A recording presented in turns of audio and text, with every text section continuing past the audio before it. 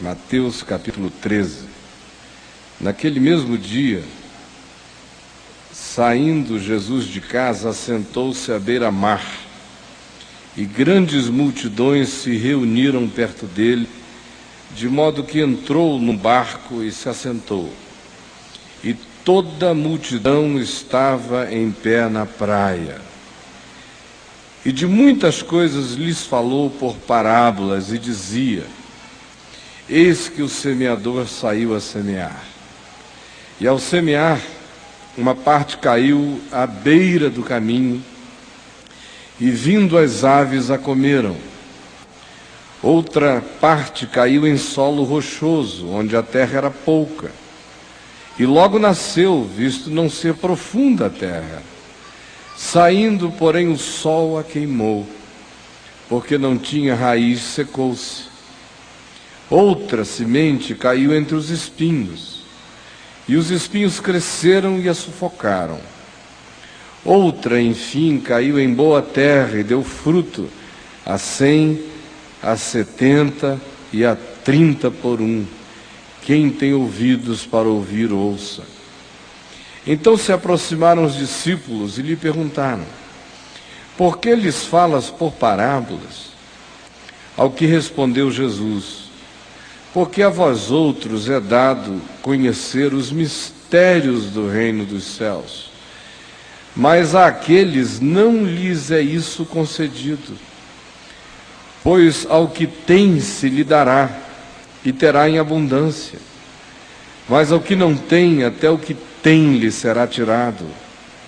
Por isso lhes falo por parábolas, porque vendo, não veem, e ouvindo, não ouvem nem entendem, de sorte que neles se cumpre a profecia de Isaías: Ouvireis com os ouvidos e de nenhum modo entendereis, vereis com os olhos e de nenhum modo percebereis, porque o coração deste povo está endurecido, de mau grado ouviram com os ouvidos e fecharam os seus olhos, para não suceder que vejam com os olhos e ouçam com os ouvidos, entendam com o coração, se convertam e sejam por mim curados.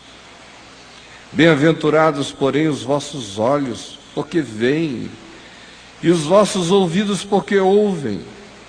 Pois em verdade vos digo que muitos profetas e justos desejaram ver o que vedes e não viram, e ouvir o que ouvis e não ouviram. Atendei vós, pois, a parábola do semeador. A todos os que ouvem a palavra do reino e não a compreendem, vem o maligno e arrebata o que lhes foi semeado no coração. Este é o que foi semeado à beira do caminho. O que foi semeado em solo rochoso, esse é o que ouve a palavra e recebe logo, com alegria, mas não tem raiz em si mesmo, sendo antes de pouca duração. Em chegando a angústia ou a perseguição por causa da palavra, logo se escandaliza. O que foi semeado entre os espinhos é o que ouve a palavra, porém os cuidados do mundo e a fascinação das riquezas sufocam a palavra e ela fica infrutífera. Mas o que foi semeado em boa terra é o que ouve a palavra e a compreende. Este frutifica e produz a 100, a 70 e a 30 por um. Olhem aqui para mim, todos vocês, por favor. Quando se lê num ajuntamento cristão a parábola do semeador, a maioria de nós já tem um botãozinho interior que desliga. O inconsciente aperta aquele botão ali, a gente diz assim: isso é para os outros, é uma mensagem evangelística, como a gente chama. Pena que eu não trouxe um monte de gente que está precisando ouvir o evangelho, mas eu sou aquele em cujo coração a palavra encontrou uma terra boa. Porque eu já estou aqui há 3 anos, outros há 5, já estou há 10, já estou há 15, há 30, há 50. Talvez não haja ninguém aqui há 70 anos na fé, consciente. Mas a tendência é sempre essa. Porque durante séculos conseguiram perverter o Evangelho de tal maneira que fez com que a gente pensasse que isso aqui é apenas uma descrição que Jesus fez acerca daqueles que, em tendo ouvido uma mensagem carregada do nome de Jesus ou de doutrinas cristãs e não tendo recebido-a, é considerado como um desses 3 casos negativos aqui narrados. Ou aquele em cujo coração a palavra caiu e foi roubada, ou aquele em cujo coração a palavra caiu e encontrou um oba-oba rapidinho, mas logo secou, ante as circunstâncias da vida, e aquele em cujo coração a palavra caiu e encontrou um monte de competições e de outros ideais, e fascinações, e frenesis, de tal modo que ela morreu. Mas nós pensamos, nós somos aquele que perseveramos. E o nosso conceito de perseverança tem a ver com os seguintes aspectos. Número 1, tempo. Eu já estou aqui e já consegui provar para mim mesmo que eu sou daqui. Eu pertenço a uma comunidade de gente que confessa o nome de Jesus, e eu sou ligado a ela, sou fiel a ela, dou meu dízimo nela, frequento com toda a razoabilidade de agenda possível os compromissos, e mais do que isso, eu dou fruto. Fruto, no meio cristão, é basicamente o seguinte: ou tem a ver com a regularidade do indivíduo, ele é a garantia de que o pastor não estará só no culto. Esse é o fruto básico que o cara dá. Diz: não, Senhor, eu te prometo, daqui para frente, aqueles que pregam a tua palavra já não pregarão sozinhos, porque eu estarei lá. Segundo fruto, dinheiro. Vou botar o meu dízimo com toda fidelidade, todo mês lá. Terceiro, vou tentar levar pessoas a Cristo, converter pessoas, fazê-las serem batizadas, tornarem-se dizimistas comigo na minha igreja. Esta é a bênção. E se o cara for bom de comunicação, extrovertido, bom de relacionamento, desinibido, tiver muitos amigos, for jeitoso, carinhoso, perseverante nas amizades, desenvolto para expor e falar, ele vai acabar trazendo muita gente com ele. E aí ele mesmo vai se ver como uma pessoa que está dando fruto. A 30, a 70 e a 100 por um. Como eu já vi centenas e milhares de vezes, pessoas me dizerem o seguinte: a semente nesse coração caiu numa terra tão boa que eu já trouxe 30 para Cristo. Outros trouxeram 70, outros trouxeram 100, e há aqueles que trouxeram milhares. Essa é a interpretaçãozinha nossa, basiquinha, é ou não é? Pois esqueçam-na. Ela é falaciosa, enganosa, pedrada, desvitalizada, é um ente fóssil essa interpretação. É bom para estudo paleontológico. Não tem nada a ver com o Evangelho, nem com a verdade, nem com a vida. O que é que Jesus de fato está dizendo a nós aqui? Ele está dizendo o que ele já disse, e a gente só não entendeu porque não quis. E se não entendeu, a pergunta é a seguinte: será que eu tenho olhos, mas não vejo? Tenho ouvidos, mas não ouço e não entendo?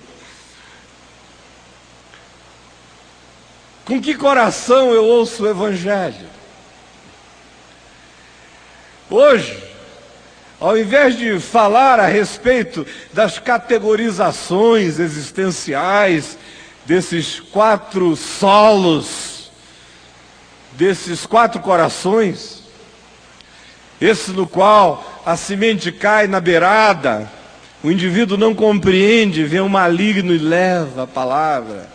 Ou esse outro, onde a semente da palavra cai, mas por baixo que tem é pedra, só uma camadinha de terra.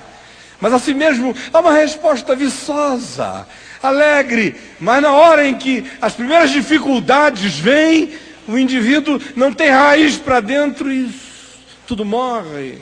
Ou aquela terceira, que é a semente da palavra que cai, mas concorre numa alma com tantas ambições, desejos, megalomanias, fruto do narcisismo, do si mesmo, do self. De tal modo que ela não pode nem crescer, porque é tanta coisa mais importante. O tempo se tornou mais importante do que o eterno, de tal modo que a semente vai minguando no ser. Ou aquele quarto grupo, que é daqueles que acolhem a palavra e nelas ela frutifica, neles ela frutifica. O que eu quero dizer é que tudo isso se resume, se reduz a uma questão só.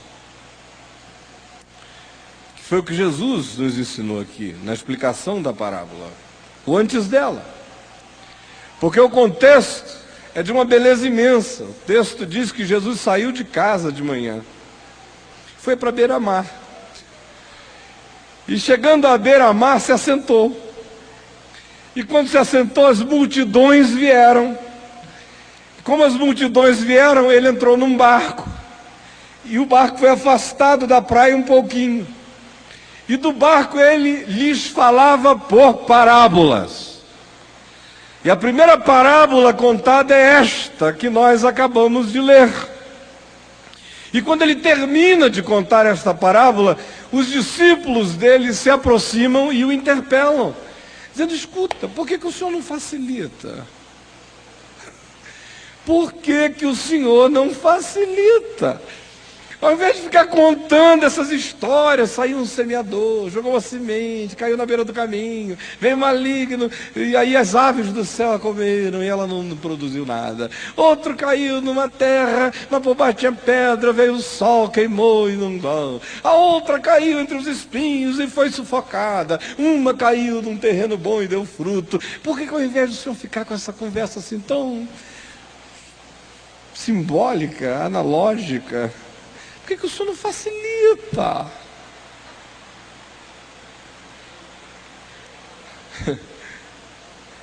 Aí Jesus diz: olha,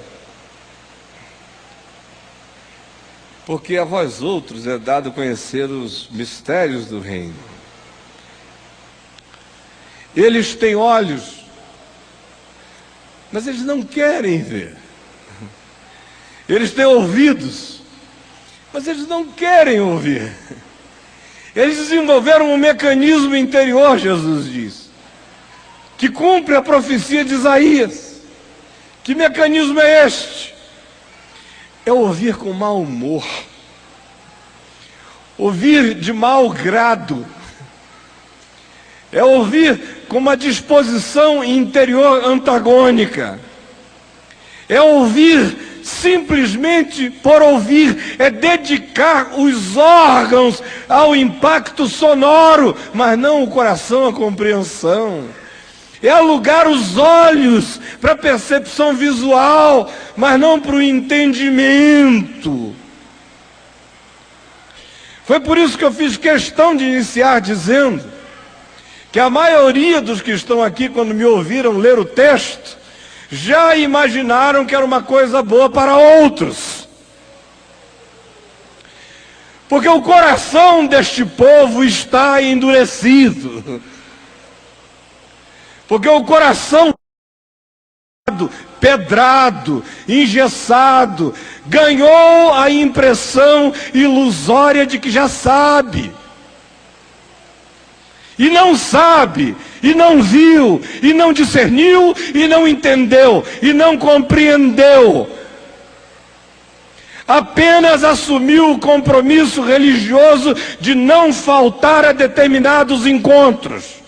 Apenas assumiu a ilusão de que uma vez com água na cabeça, ou um batismo, ou havendo perseverança e tempo na frequência ao lugar do culto, o Evangelho deu fruto na sua vida. Mas essa é a mentira da religião que nos paralisa a todos. E o interessante é que tanto o profeta Isaías quanto Jesus disseram a mesma coisa para um povo que frequentava a sinagoga todo sábado. A questão é, o que é o Evangelho? Eu ouço pessoas me dizerem, eu já estou no Evangelho há 23 anos. Geralmente isso significa que o cara está frequentando a igreja há 23 anos. Vocês não ouviram ainda essa expressão? Eu estou no Evangelho.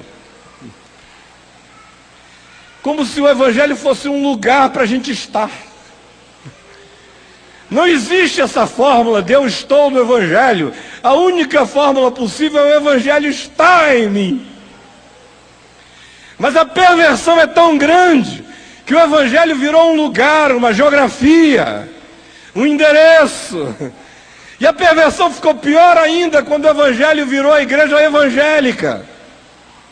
E a perversão vai ficando pior ainda quando estar no Evangelho equivale a bater um ponto religioso ou a cumprir determinados atos performáticos. Jesus disse que isso tudo aqui tem a ver com o discernimento do Evangelho. Se discerniu, se compreendeu o Evangelho, ele sempre cai numa boa terra. Se não discerniu, se não compreendeu o Evangelho, é uma questão de tempo.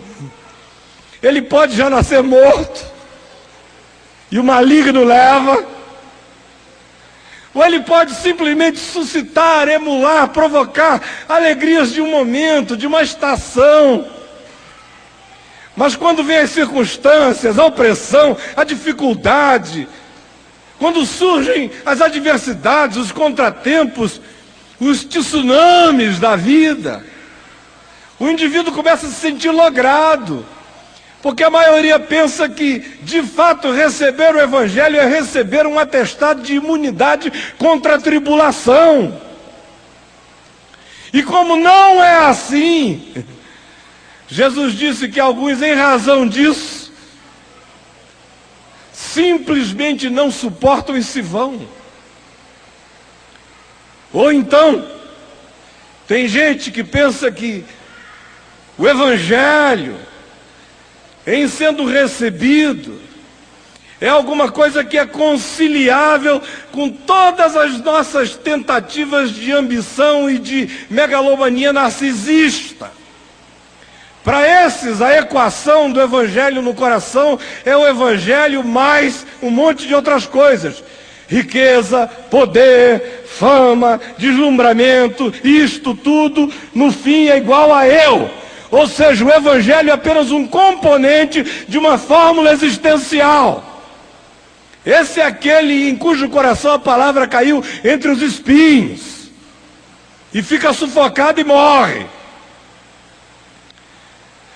Qualquer coração é qualquer coração.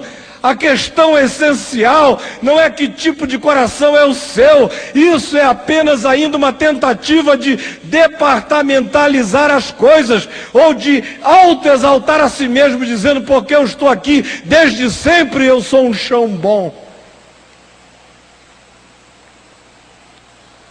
A questão essencial reside no significado do Evangelho. O que é o Evangelho? É boa nova. Que boa nova é essa? De que Deus estava em Cristo se reconciliando com os homens. Qual o conteúdo dessa boa nova? É simples. O que quereis que os homens vos façam, isso fazei vós primeiro a eles. As consequências disto são muitas. Aprender a ser feliz enquanto chora, porque será consolado. Aprender a caminhar com a mansidão, que se controla ao invés de se desembestar, como na fúria dos búfalos, atropelando a vida. Ao contrário, se controla e entrega e confia, sabendo que os mansos vão herdar a terra.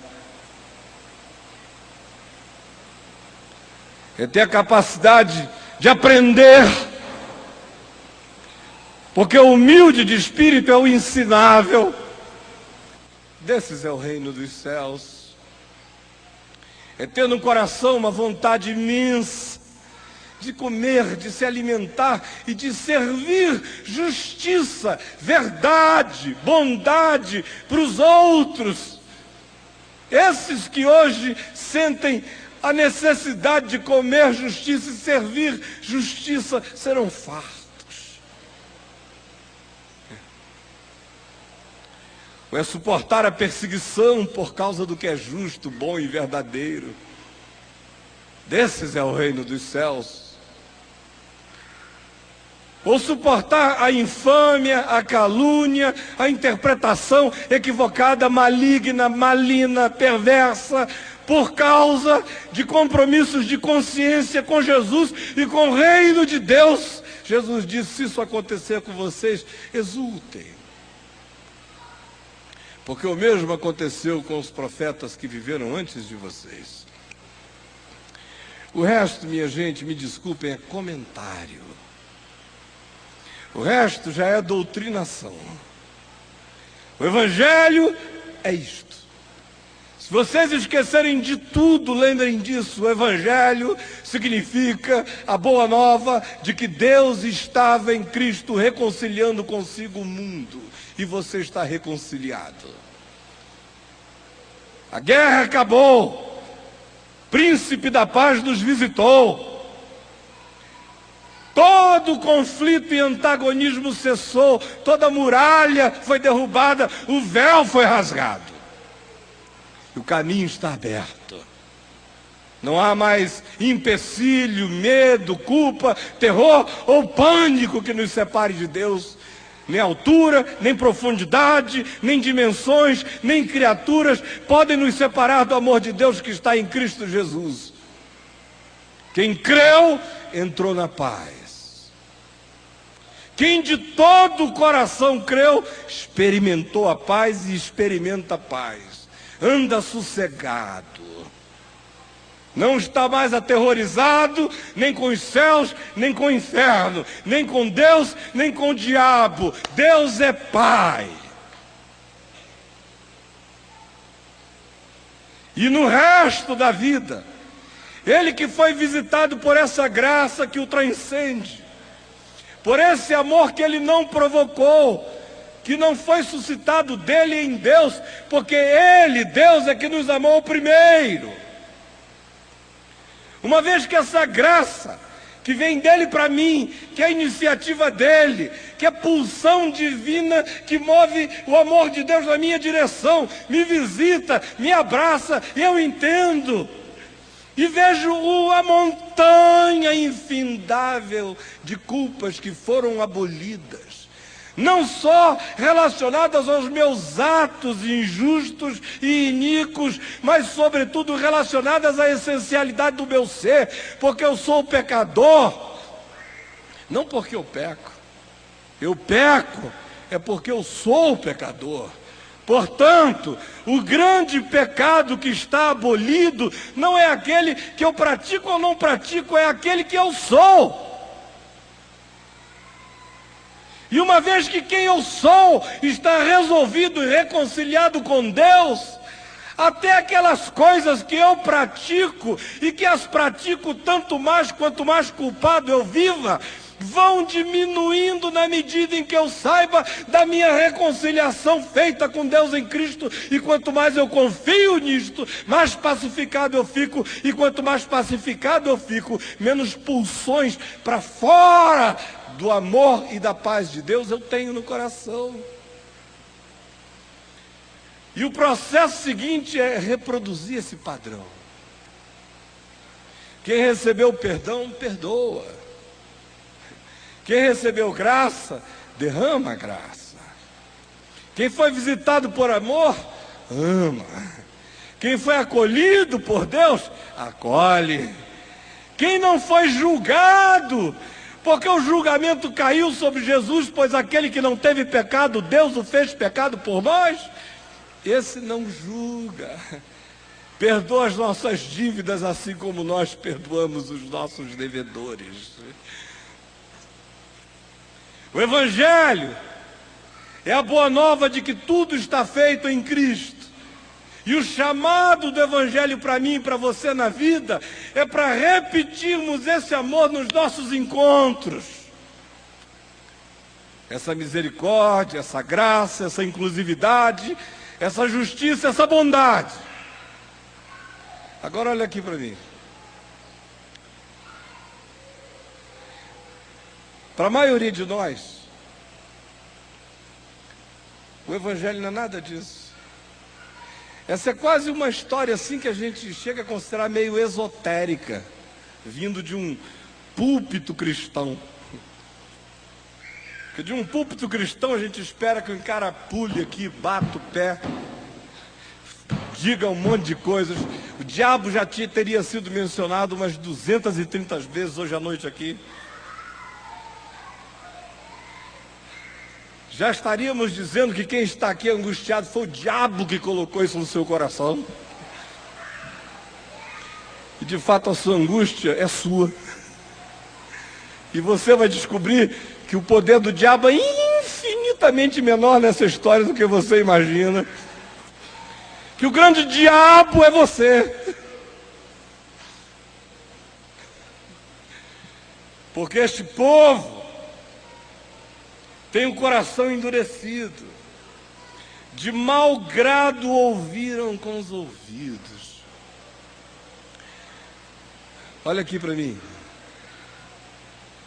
Como é que você ouve o Evangelho?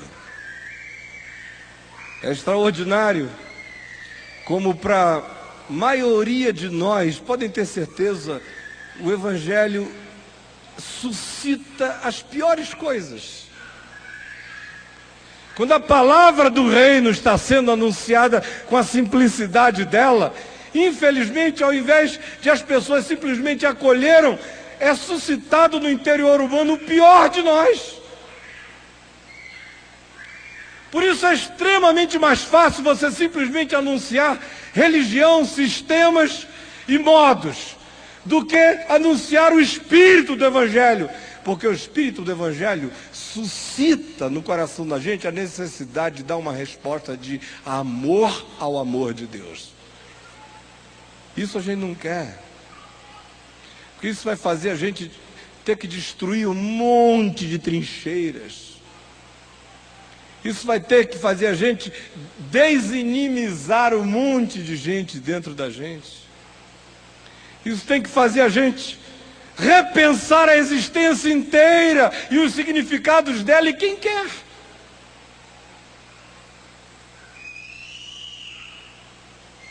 Aí, a gente prefere simplesmente se viciar em ouvir e nunca entender. Ver e nunca discernir. Para não acontecer que um dia você deu mole de fato ouvir com o coração, ver com o interior, se converter e ser curado. A maioria das vezes eu vejo essa porção aqui do Evangelho sendo explicada como alguma coisa que tem a ver com um determinismo celestial em relação aos homens. Deus endureceu o coração dos caras. Por isso é que eles ouvem, vêm, nunca ouvem, nunca veem no interior. Mas o texto é tão simples. A gente é que não quer entender. Jesus está dizendo, por isso eles falam por parábolas, porque vendo, eles veem. Vendo não veem, ouvindo não ouvem, nem entendem. E a razão é que o coração está endurecido. Se abrirem para o processo, eles vão ser curados, mas a cura eles não querem. Você está pensando que você quer ser curado? A maioria de nós não quer cura nenhuma. A gente quer melhoras. A gente quer adereços. A gente quer poder.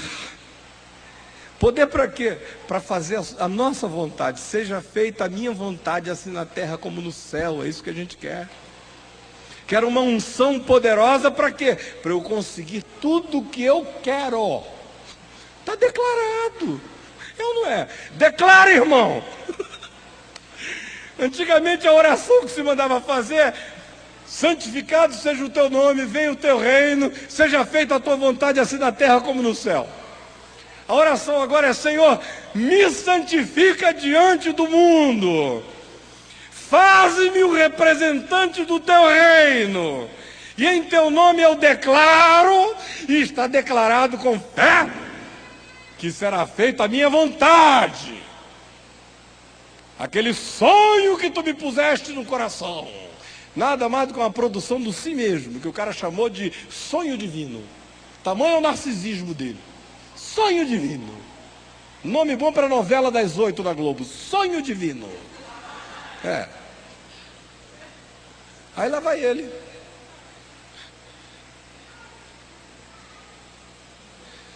E o coração nunca é curado. Ele é um evangelista e sai por aí pregando e encher as igrejas. Mas o fruto do evangelho não é esse. O fruto do evangelho é paz. É paz, meu irmão. O fruto do evangelho é paz. Não tem a ver com uma contabilidade relativa à sua capacidade de se comunicar com os outros, ou de influenciar pessoas, numa influência que é terrível, porque se for igual àquela que você carrega como conteúdo interior, será apenas de fato uma sedução religiosa para os outros, mas não tem nada a ver com o evangelho ainda. Portanto, a grande questão que fica para nós hoje é: como é que a gente ouve? Se o evangelho é o que foi dito aqui, como é que eu ouço? Eu estou disposto a deixar essa semente santa. E a palavra aqui é esperma. É a mesma lá de 1 João. Semente divina, esperma divino, sêmen de Deus. Estou disposto a deixar o sêmen divino, a semente eterna,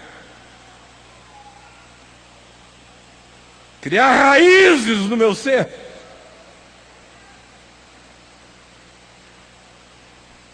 Isso vai revolucionar a minha maneira de ver. Eu estou disposto a deixar com que a minha maneira de enxergar seja revolucionada. Isso vai revolver e revolucionar meu modo de ouvir, de discernir, de entender. E eu tenho a coragem de me submeter a esse entendimento. Isso vai me converter. E nessa conversãozinha cristã, a qual a gente está acostumado, que é nada. É apenas um verniz, é uma tintura religiosa. É apenas uma molhada na cabeça ou uma afogada no cara, dependendo da forma de batismo.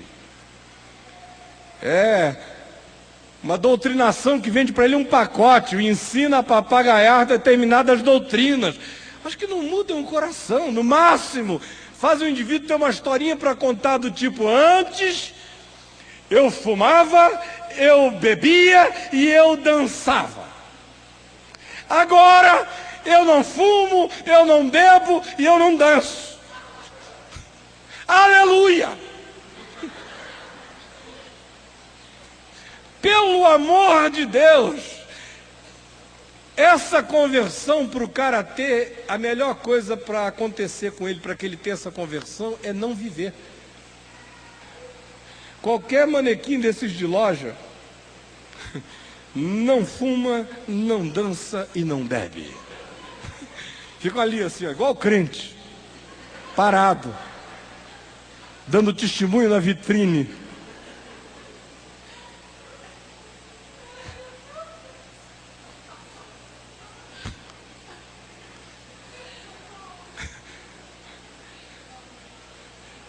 Esse é o nosso ideal cristão. É ou não é? Agora, o fruto do Evangelho é vida e paz. E eu sei que a palavra caiu num bom chão. É quando o fruto da vida e da paz vão acontecendo. Quando o indivíduo não engana os olhos, o que ele vê, ele enxerga. Não engana os ouvidos, o que ele ouve, ele discerne.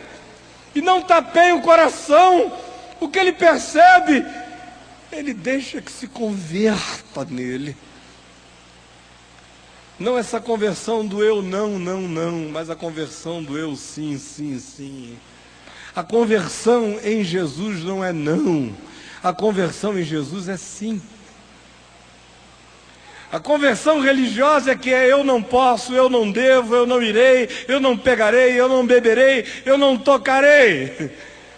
A conversão em Jesus é eu sou, eu serei, crescerei sendo. A conversão religiosa é negação, a conversão em Jesus é afirmação.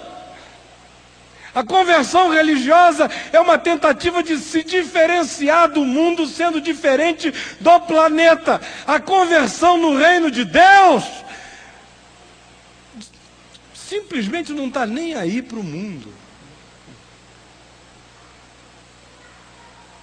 Não é uma conversão protestante, eu protesto contra o mundo. É uma conversão de proposta, não é de protesto.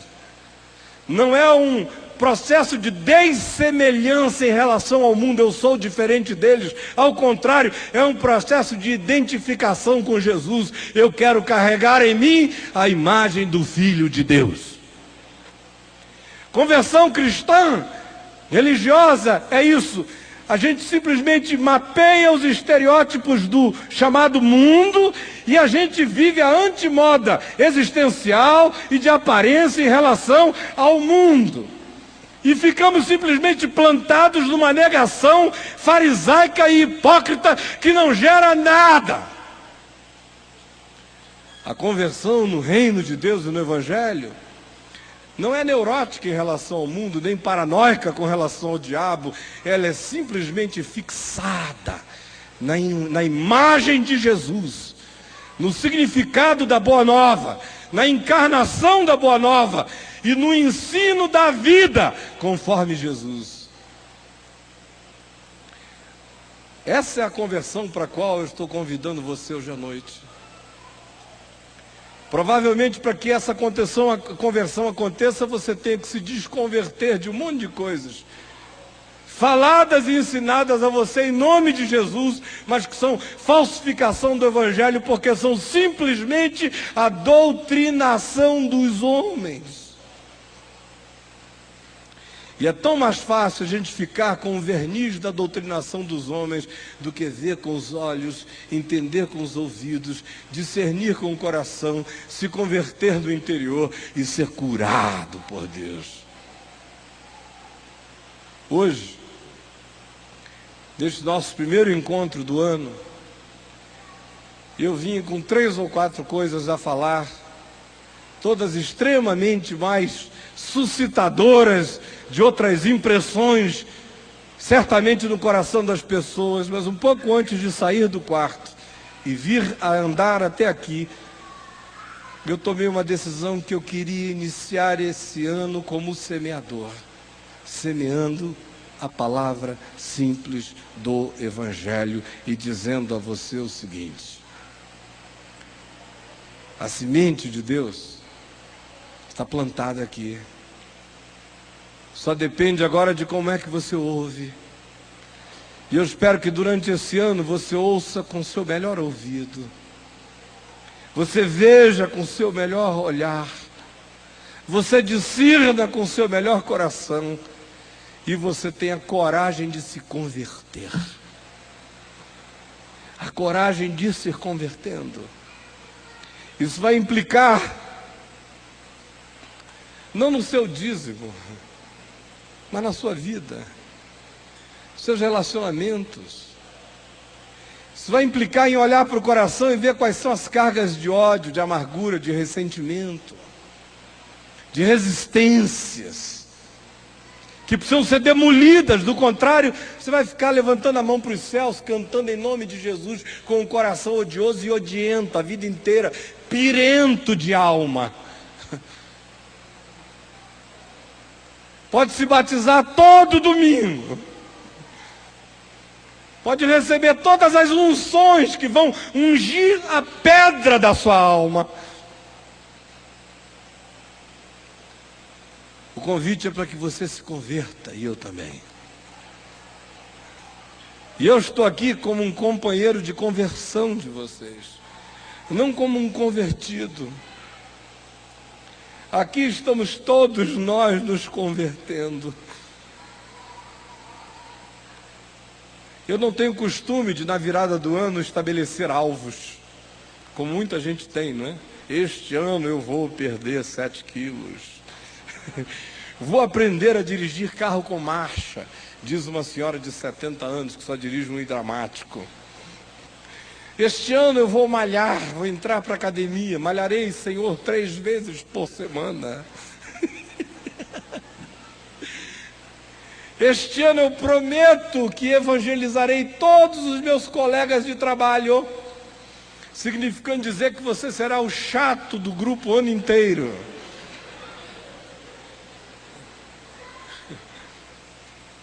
Este ano, Senhor, eu prometo que eu darei mais dinheiro do que eu dei ano passado para mostrar a força da minha devoção.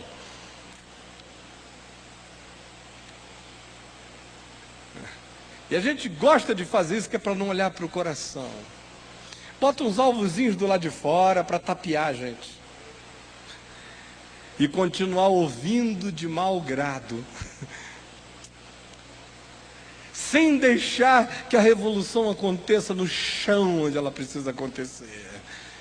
Nas entranhas do ser, no íntimo, na alma, onde Jesus veio semear vida. Nessa nossa primeira reunião do ano,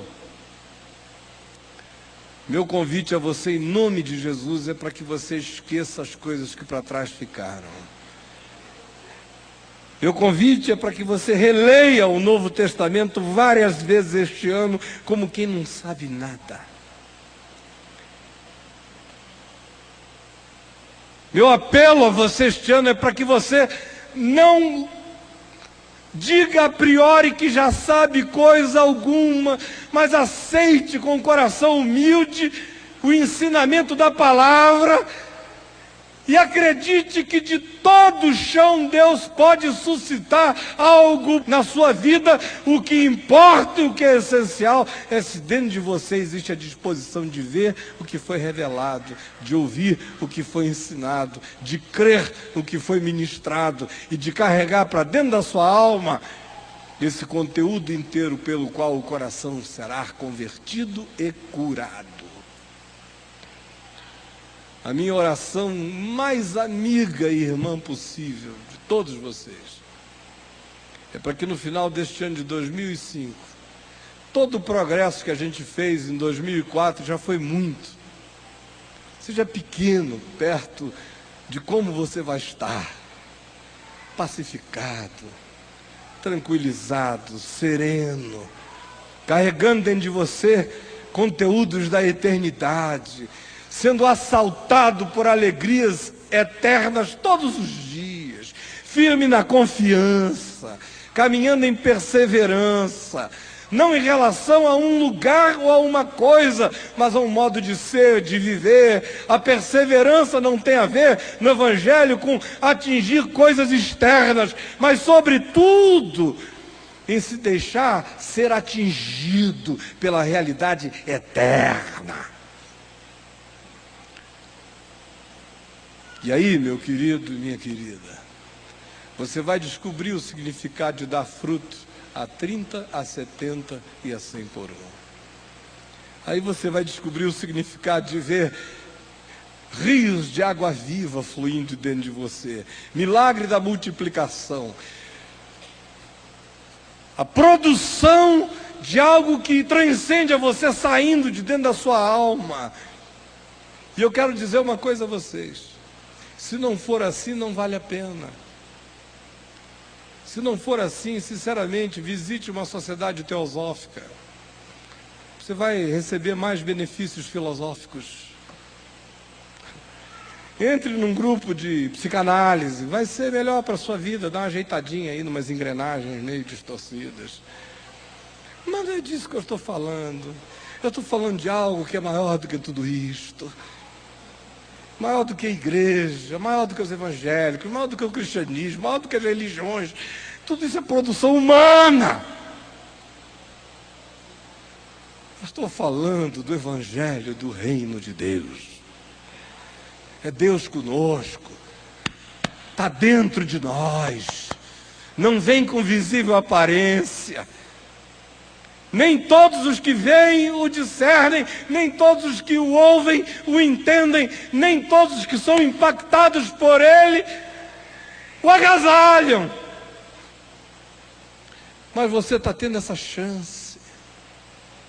Pelo amor de Deus, abrace o benefício. Não deixe que isso que está passando passe sem afetar dramaticamente você e sem curar você. E ao final, saboreie o fruto.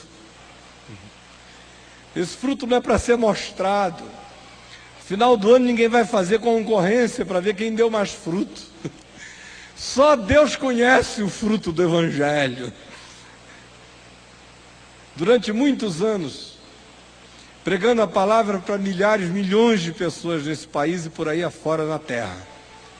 Eu ouvi as pessoas me dizerem nos lugares os mais variados, de tanta gente que se converteu ouvindo a palavra do Evangelho que Deus, pela sua misericórdia, colocou na minha boca.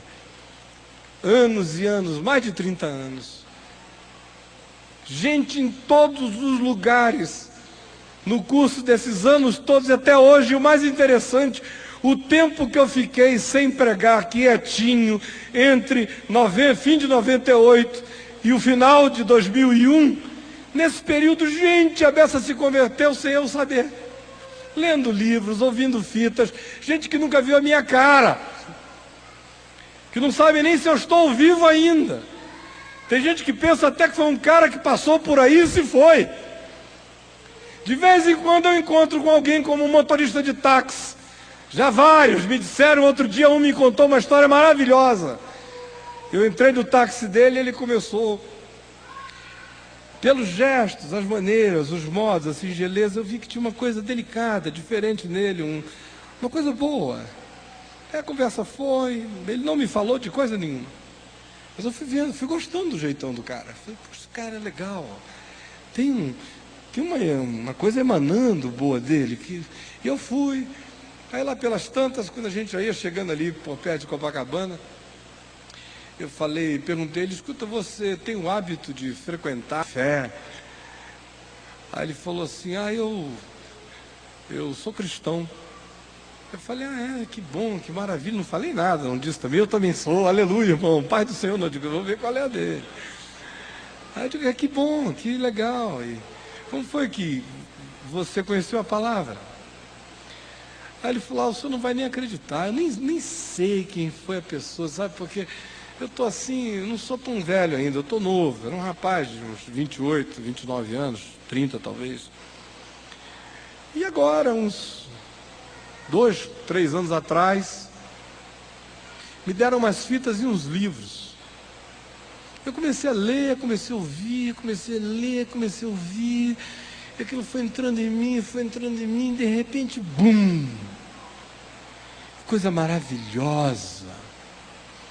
Aí eu falei, de quem eram os livros e as fitas? Ele falou, de um tal de Caio Fábio. Aí eu sentado atrás, né? Aí eu falei, você conhece esse cara? Aí ele falou, olha, ele tinha os programas na televisão, estava muito no jornal, na mídia, mas eu nesse tempo era muito distraído, muito garoto, não prestei muita atenção nas coisas. Então, se eu encontrar com ele, eu nem conheço. E aí eu falei, você sabe onde ele anda? Ele falou, não sei. Acho que houve um negócio com ele, uma coisa, não sei o que foi. E aí ele sumiu. Aí eu falei, não, eu conheço a história. Aí ele falou, aí eu fiz um resuminho de 1 minuto, mais ou menos assim, acho que foi isso. E aí fizeram isso, interpretaram assim, ele ficou na dele, resolveu deixar na mão de Deus. Aí o rapaz falou assim, fez muito bem. E eu estou calado atrás. E o carro descendo a Barata Ribeiro, nós conversando.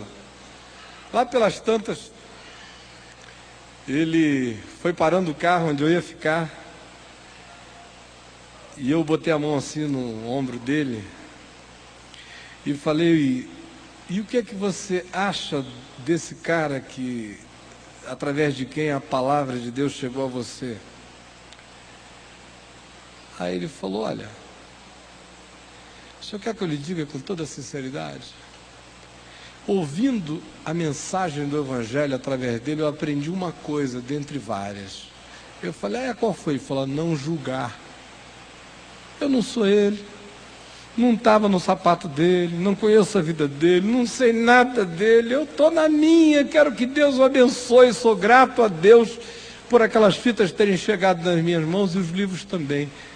Mas eu não tenho opinião a dar, ele deve ser de Deus, porque alguém que diz as coisas que ele diz que chegaram a mim daquele modo, tem que conhecer a Deus. Aí o carro parou, eu tirei o dinheiro do bolso, paguei o homem. Tinha um troquinho para receber, eu falei, eu vou receber do lado de fora. Fiquei em pé do lado de fora, ele tirou o troco, me deu. Quando ele me deu o troco, eu falei, olha, foi um grande prazer viajar com você. Aí ele falou, eu não sei porquê, mas eu também senti um prazer enorme em viajar com o senhor. Aí eu falei, como é o seu nome? Aí ele me falou o nome, eu falei, muito prazer, Caio Fábio. Aí o cara parou assim, ficou olhando.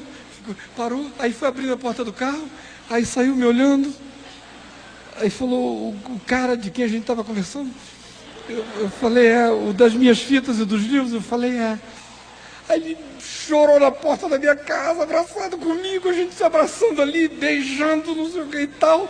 Olhei para ele, firme, falei, olha, anda no Evangelho. E não deixa que compliquem o teu coração, pelo amor de Deus. Porque dentro desse táxi você está ótimo, com o Evangelho no coração. Não deixe se levar para lugar nenhum que corrompa essa mensagem. Porque graças a Deus você entendeu. E essa palavra ninguém vai tirar da sua alma. E ela vai dar fruto. Esse é o fruto. Emana, vaza, transpira, se manifesta como vida, misericórdia, graça. Despe a gente de juízos, mergulha a gente na misericórdia. Realiza paz, converte o coração para melhor, para o bem. Instala em nós o amor de Deus. Vamos ficar em pé. E vamos orar. Ó Pai, vem sobre cada um aqui, para que a palavra do Evangelho caia num coração que tenha olhos para ver, ouvidos para ouvir,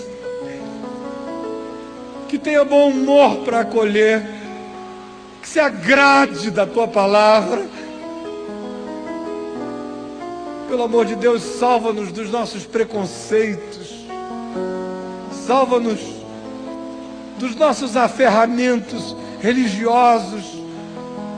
Salva-nos, Senhor, das nossas certezas que frequentemente combatem a singeleza do Evangelho. E abre-nos para a Tua palavra, para essa boa nova, para que nós experimentemos o bem e a paz que estão feitos e consumados em Jesus em nosso favor. Quero te pedir, pelos nossos filhos, pelos nossos vínculos e relacionamentos, pelo nosso coração, pelos nossos afetos, quero te pedir que Tu nos salves dos sonhos errados, que Tu nos salves das agendas de outros para nós, que Tu nos salves de nos deixarmos conduzir pela vaidade desse tempo, que Tu nos salves da nossa própria arrogância moral. Pelo amor do Teu nome, vem nos despir, tira do nosso coração tanto lixo, tanto entulho disfarçado de virtude, e simplifica o nosso coração para que a gente experimente a Tua bondade na terra dos viventes.